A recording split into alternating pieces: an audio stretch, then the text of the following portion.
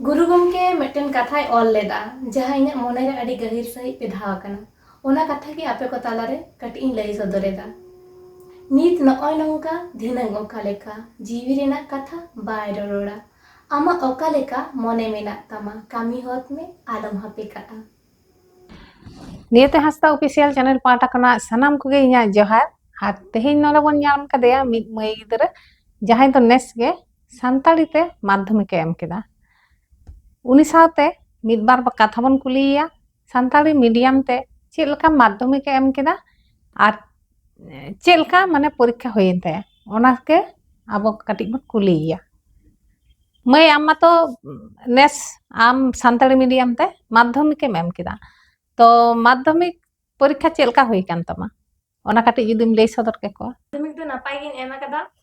Number हो भागी गिन आसायदा मोने दिन 600 चेतानी ᱧᱟᱢᱟ इन्या जहां तिना ऑल कदा ओना खातिर तीन नवा दिन मोने दाड़ी कना ताहले मई सानताड़ी मीडियम रे तो होय नुना ñेलोक कना आदि एटकेटले तला तेगे आबो सानताड़ी गिदरा सानताड़ तको पढ़ा कना जहां स्कूल करे तो नुना एटकेटले तलाते आम चिकेते नोआ रिकिडेम साब कदा जे इन सानताड़ी मीडियम तेगे आम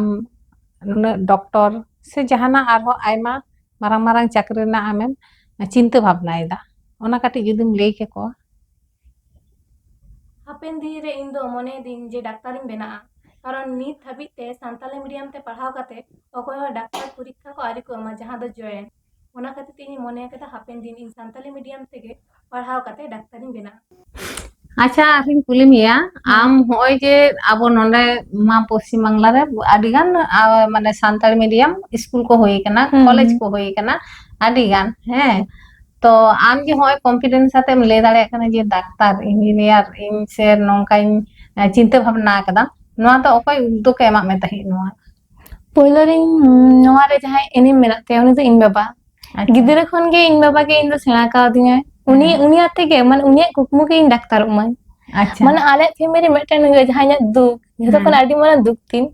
इन दो एकला दो बाइन थाहे कना अच्छा इन साथे मेटन इन भैया थाहे कना ओ मेन खान अब समाज रे मेना से डन भूत ओना खातिर तेगे उनी दो माने तो अब ताला रे बानुया मन बेस्टिक चिकित्सा को बांग नाम होई कना ना तुनी दिन तो बानुया ओना खातिर तेगे बिसी रिके जिनी डाक्टर वा जते जहां तिना भई को मेना को दादा तको मेना को उनको जते इन माने बन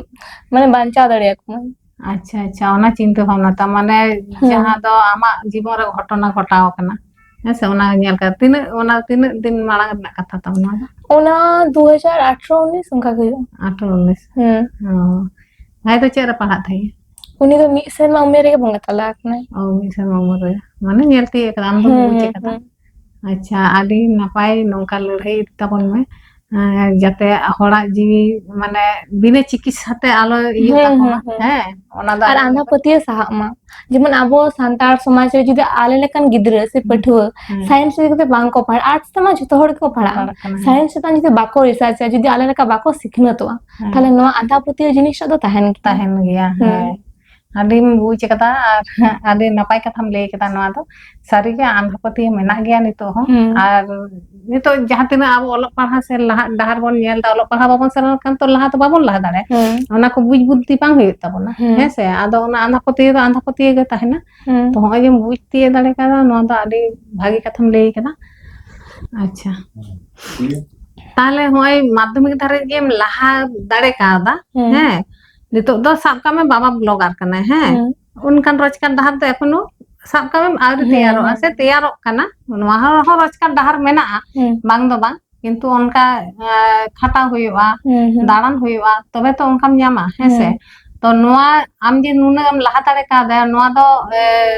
ओकोय उद्योग ओकोय को एमा में ताहे नोआ दो जेमन या पढ़ा रे गौर सपोर्ट को मा दिन ता इन बारे गाते जेमन इतुम ले गई हुआ लकी काकू इनी जहां राजीव मामा जहां दो निदिनी पूरे थाना राजीव मामा तापर लकी को बापिन गाते माने इन बाबा तो बई होय गे बापी गे होय गे ओ अच्छा उनेन गाते जेमन जहां समय करे सका पैसा बान थाहे कना किंतु जा खाता लगती कना अच्छा उन समय को पैसा कम का दिया और इन जा राजीव मामा उनी तो इन बिना पैसा ते कोचिंग पढ़ाए थे ऑनलाइन ते अच्छा इंग्लिश सब्जेक्ट और उना बदल ते हो जहां इन नेतार माध्यमिक एम धाबी ते जहां गमके ने गड़ो का दिया आडी आयमा गे उनी इतुम दो मिठुन टुडू उनी गमके हो आयमा आयमा सारा कारण उनी गमके दो माने टाका पैसा दिक दिए पढ़ा दिक दिए छतो तेगे सपोर्ट कर दिने इन साथे जेमन आयमा गिद्र इन एकला दो बांग आले स्कूल जहां तने गिद्र मेना को जतो गमके उनी तो समाज सुसार कमी रे आयमा आइने मेना तेया माने उनका साहाय्य को आके पढ़ा रे से अरे नपाय आयमा साराव इन ही एमाय कना उनका ये एमा को कना गड़ो सपोहन तो अच्छा इन नेल दा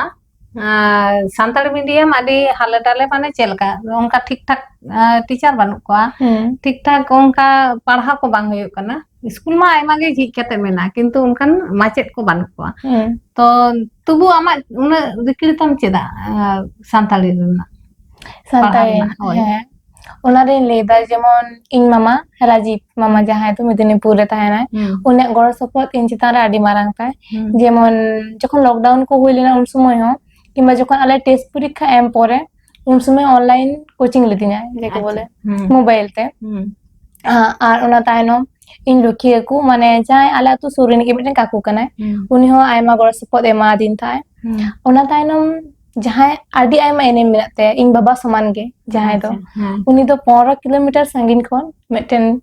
इनि गमके नितुम ताय दो मिठुन टुडू आयमा गड़ो सपोर्ट एम का दिना इन जुदि जहां ते हर लेकान हर किंबा इन जुदि जहां टारगेट तीन जे इन 600 चेतार नंबर नाम दाड़िया आ साइंस तीन पढ़ा जुदि सारी की नवा इन कुकमु सारी तिना ताहले नवा दो इनिम दो इन साराम खन मांग तिना मा इन मिठुन गमके आदि भाई कथा एमाय में आर लहाय दी तबन में आर ताहले नितो दो ताहले पे चांदो होय जे एम कते पे चांदोम दुड़ुबा नितो चेम टारगेट दा जे पे चांदो चे कोइन करावा पे चांदो इना इच्छा दो ताहे कान तिया इन दो मिटन अनलिए को माने अनहड़े को दमिन कुसिया तार परे जहाना गायन को ओना खातिर तेगे इन उडुक कना होयतो जहां आम ठिने सेटर कना जहां 17 गाची रे ओना कारण दो मिटन ना दो जतोर के बइन लेगे कोना तिया मने रे के मेना तिनी लेदा नवा दो इना मिटन व्यवहार पंजा रे मिटन संघार कान तिना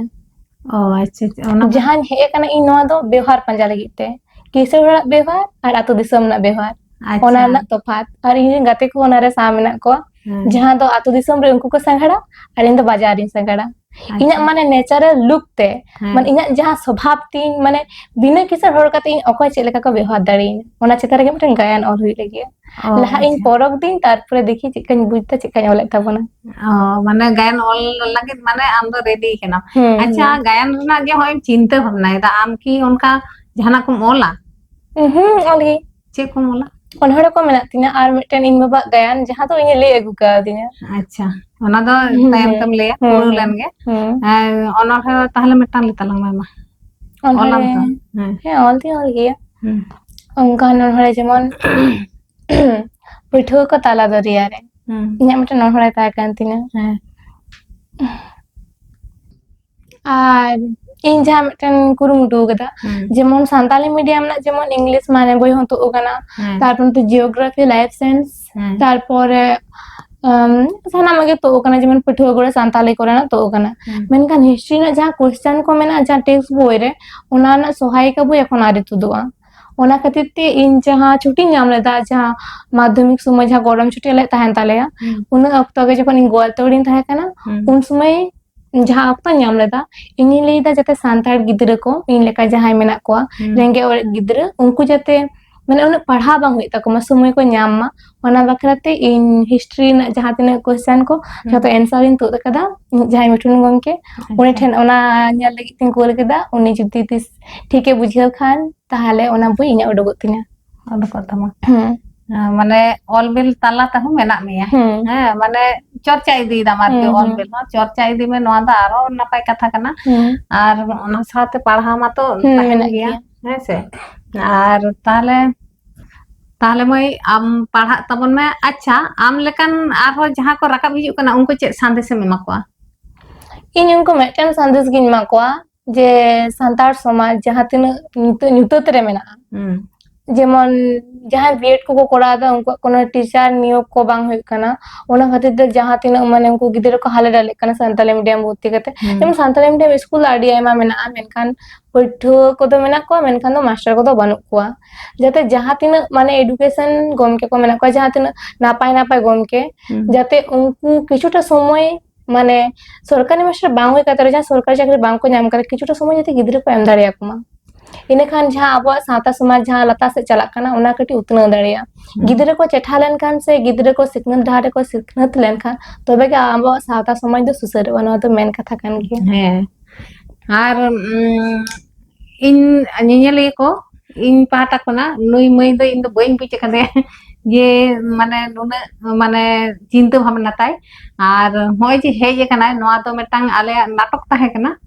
तेहिं कॉम्पिटिशन जहाँ दो ये राज्य स्तर रे होइना पूर्व बर्धमान रे आर नुई जे संघार हेजे कना जे बाजार रेन चेलका को व्यवहारा आर आतु दिसम रे चेलका को व्यवहारा ओना तुले जोखा लगे हेजे कना निये बयस कोना ओना गे आदि कुसिंग बुझाव केदा जे निये बयस कोना नोआ को चिंता भावना ताई जहाँ दो आबो बाबन चिंता भावना दाड़े जे तिना गान माने नुया चिंता भावना ताई आर ओनाते आयमा सारहाई एमाय केना नुई मई आर लाहा ताबन माय आर लाहा काते जेनो आरहो नोंका हेजु मा इन ठेन आरहो नोंका गे आपे को ताला रे आगुइया एखन नितो दो सबे माध्यमिक ताई माध्यमिक रे चेका रिजल्ट बेदाय ओना दो आया चिंता भावना आर ओना परे चे कोई चिकेया हारा पुरु लेनखान से ओलो पढ़ाते लहा लेन ताबन खान आरहो नुई ठेन कोना नापाय नापाय कथा बन आंजमा आर चेका काते लहा हुयुआ ओना को नुई मई ठन खन बन आंजमा ताहले मई तेहिन दो बिसी बइन कुले में आम ओलो पढ़ा में आर ओलो पढ़ा काते लहा काते जखन आम भागे जायगा रे चला इन ठन आरो हेज रुवाड़ो में एकदम है हिजु में आरो नोंका लंग रोपड़ा आर उनको नेनेलिया को ओना नापाय नापाय संदेश चाला को में ठीक है ताहले तेहिन दो इन गलंग गामरा मा ताहले जोहार।